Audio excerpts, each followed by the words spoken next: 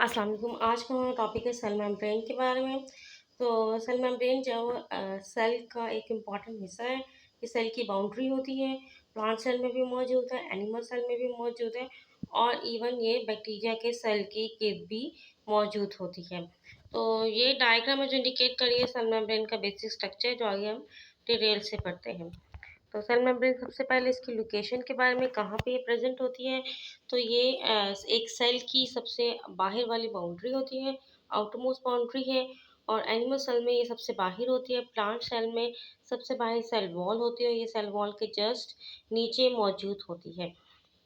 तो in case of plant cell तो it is the second layer. तो cell wall सबसे पहले है, देन उसके बाद सेल मेम्ब्रेन है। सेल मेम्ब्रेन को आप प्लाज्मा लमेला भी कहते हैं, प्लाज्मा मेम्ब्रेन भी कहते हैं, सेल मेम्ब्रेन भी कहते हैं। डिफरेंट नेम है इसके। और केमिकली तौर पर ये जिन चीज़ों से बनी हुई है उनमें नंबर वन में है फॉस्फोलिपिड्स, ठीक है। नंबर टू प्रोटीन्स हैं। Number three cholesterol. इसके अलावा अ, दो इम्पॉर्टेंट कंपाउंड हैं जिन्हें आप कहते हैं conjugated molecules. One is called glycolipid, another is called glycoprotein. Glycolipid का मतलब है carbohydrate plus lipids, carbohydrate plus protein is the glycoprotein. ये दोनों मिलके इम्पॉर्टेंट स्ट्रक्चर बनाते हैं जिसे ग्लाइकोकैलिक्स कहते हैं या सेल कोट भी कहते हैं। तो सेल मेम्ब्रेन के स्ट्रक्चर से रिलेटेड डिफरेंट थेरीज हैं। तो तीन बेसिक जो हैं वो मॉडल्स जो कि सेल मेम्ब्रेन के स्ट्रक्चर से रिलेटेड है।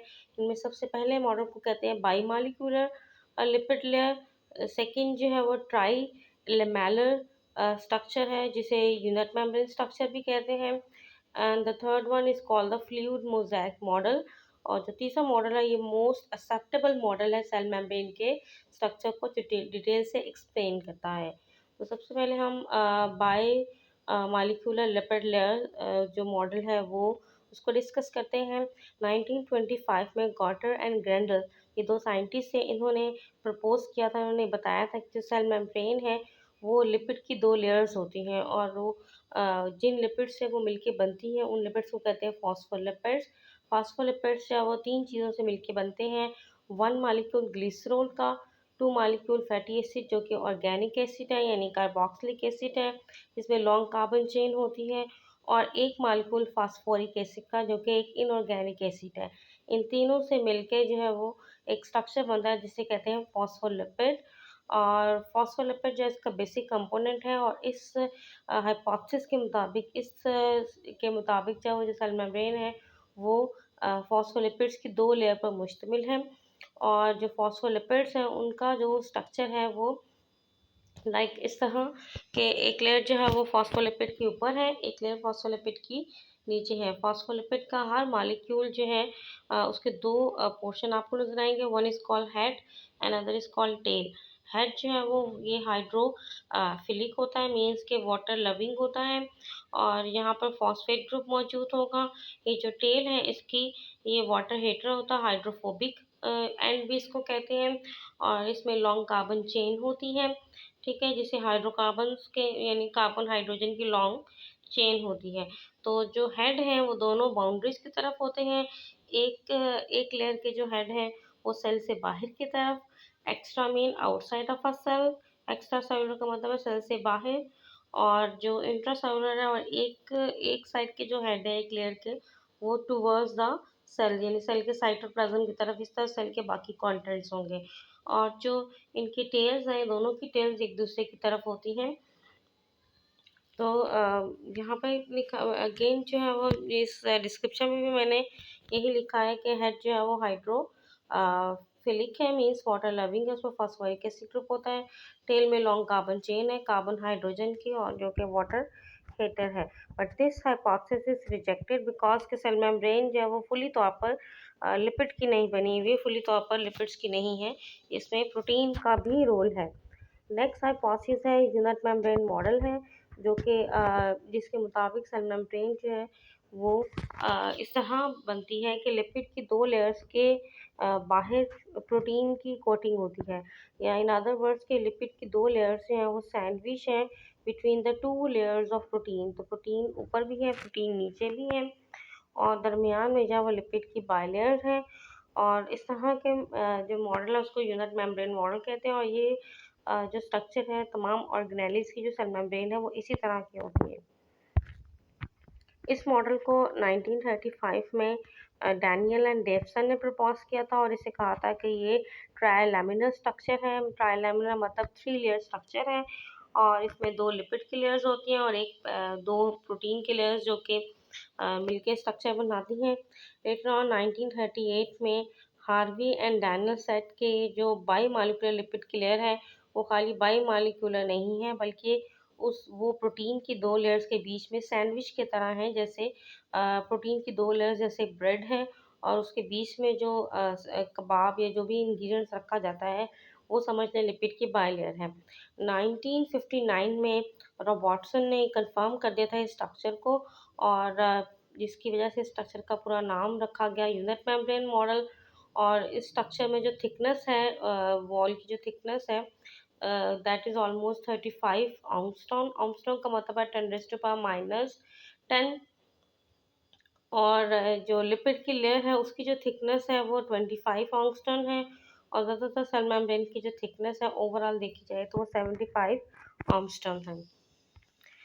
नेक्स्ट मॉडल है फ्लूइड मोज़ेक मॉडल। ये सबसे ज़्यादा एक्सेप्टेबल मॉडल है और ये प्रेजेंट किया था by the Singer and Nicolson ने 1972 में।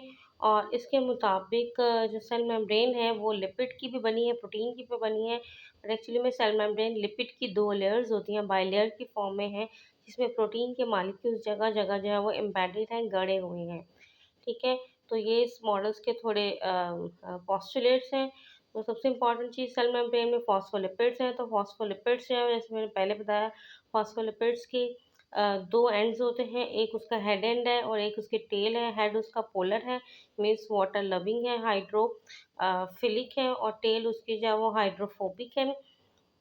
जो पोलर एंड्स होते हैं यानी कि उसका जो हेड होते हैं उनमें से एक लेयर के जो हेड हैं वो सेल के आउटसाइड की तरफ है और एक जो है वो सेल के इनसाइड की तरफ है। जैसे लास्ट में भी आपको यही एक्सप्लेन किया था मैंने।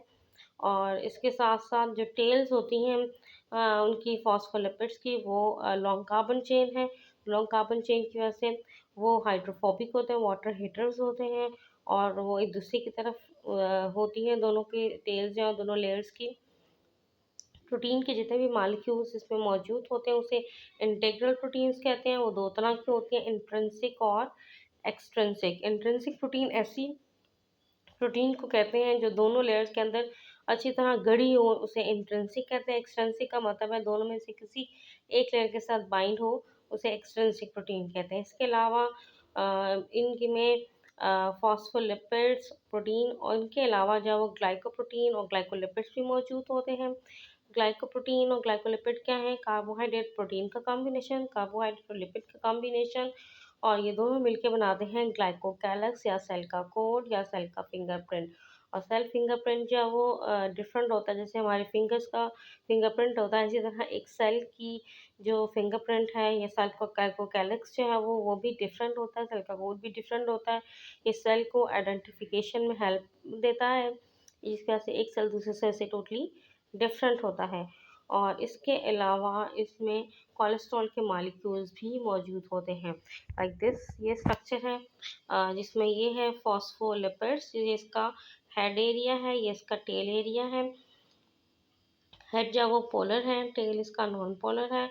हेड पे फॉस्फोरिक एसिड ग्रुप होता है टेल में लॉन्ग कार्बन चेन होती है। दोनों लेयर्स की जो टेल है वो एक दूसरे की तरफ होती है। और एक लेयर का एक तरफ जो हेड है वो सेल के बाहर की तरफ होता है।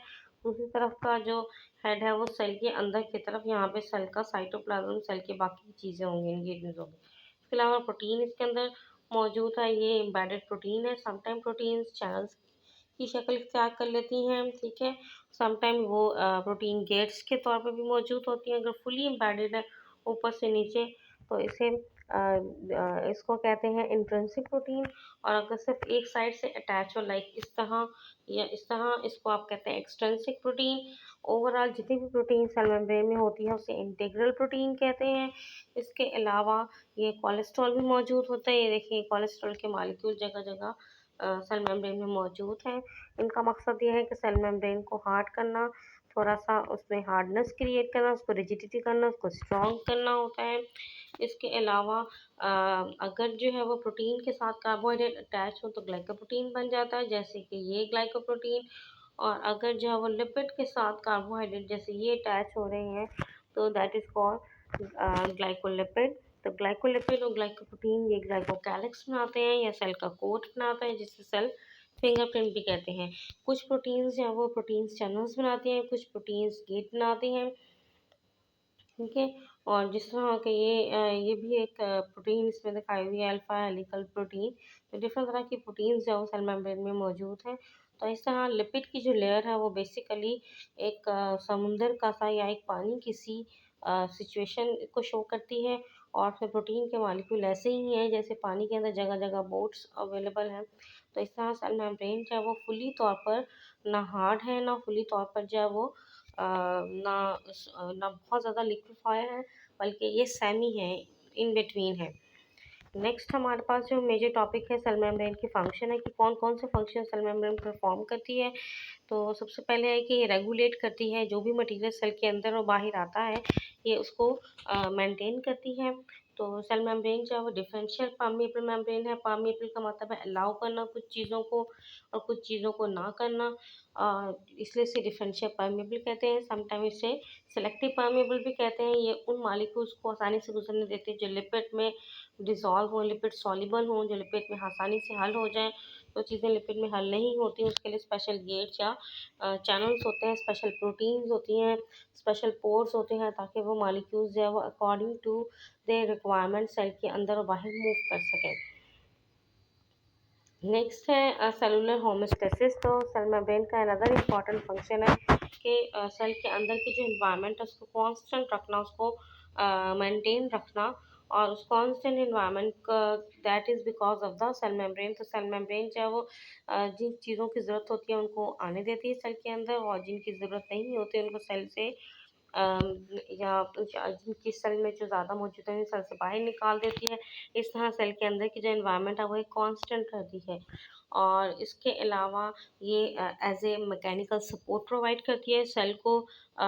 लिटिल बिट ये फ्लेक्सिबल भी है नेचर में और सेल को सपोर्ट करती है, उसकी शेप को भी मेंटेन रखती है और उसको एक किस्म का स्केलेटन लाइक सा सपोर्ट देती है। ये बैरियर के तौर पर भी है। बैरियर का मतलब है रुकावट, जो कि सेल को डायरेक्टली अपनी इन्वायरमेंट के साथ मिक्स नहीं होने देती, ताकि जब वो सेल अपने एनवायरनमेंट से डिफरेंट हो। और दूसरा सेल के अंदर जो ऑर्गेनेलिस हैं वो भी जो है वो इससे हर ऑर्गेनेली की अपनी एक मेम्ब्रेन है जो कि उस ऑर्गेनेली को सेल के अंदर जब वो मिक्स नहीं होने देती। ठीक है, तो ये एक बैरियर, एक रुकावट के तौर पर भी है। इसके अलावा इस पे बहुत सारे रिसेप्टर्स होते हैं, बहुत सारी प्रोटीन्स ऐसी हैं जो कि दूसरे मॉलिक्यूल्स को रिसीव करने का काम करते हैं, उन्हें रिसेप्टर्स कहते हैं। तो ये different chemical receptor, chemical reactions वगैरह के लिए इंपॉर्टेंट होते हैं। तो सेल मेम्ब्रेन पे डिफरेंट किस्म के रिसेप्टर साइट्स होती हैं जो कि एक सेल को एक इम्पॉर्टेंट एरिया और एक ऐसी सरफेस प्रोवाइड करती हैं जहाँ पे केमिकल रिएक्शन आसानी से हो सके और चीज़ें उसके साथ बाइंड कर सकें अकॉर्डिंग टू देयर रिक्वायरमेंट। इसके अलावा सेल मेम्ब्रेन जो है वो is very important for sale identification. तो सेलों को आइडेंटिफाई करने के लिए ये बहुत इंपॉर्टेंट है। पहले भी मैंने आपको बताया कि सेल मेम्ब्रेन की सरफेस पे ग्लाइकोकैलिक्स होता है, ग्लाइकोलिपिड एंड ग्लाइकोप्रोटीन, जो कि सेल कोड कहलाता है, वो सेल फिंगरप्रिंट भी कहलाता है, सेल आइडेंटिफिकेशन भी कहलाता है। इसके अलावा सेल की सरफेस के ऊपर वो प्रोटीन जो कि एज ए रिसेप्टर्स के तौर पर होती हैं, वो यही प्रोटीन जो है वो आइडेंटिफिकेशन के तौर पर भी यूज़ होती हैं, जो कि एक सेल को दूसरे सेल से डिफरेंशिएट बनाती हैं। और ना सिर्फ डिफरेंशिएट बनाती हैं बल्कि एक सेल को बाहर से आने वाले जो फॉरेन इन्वेडर्स हैं, इन्वेडर्स का मतलब है बाहर से घुसने वाले जो बैक्टीरिया, वायरसेस वगैरह, उनसे भी सेल को बचाती है। आज का टॉपिक हमारा सेल मेम्ब्रेन पे ही था, तो आप इसको अच्छे तरीके से डिटेल से याद कर लें।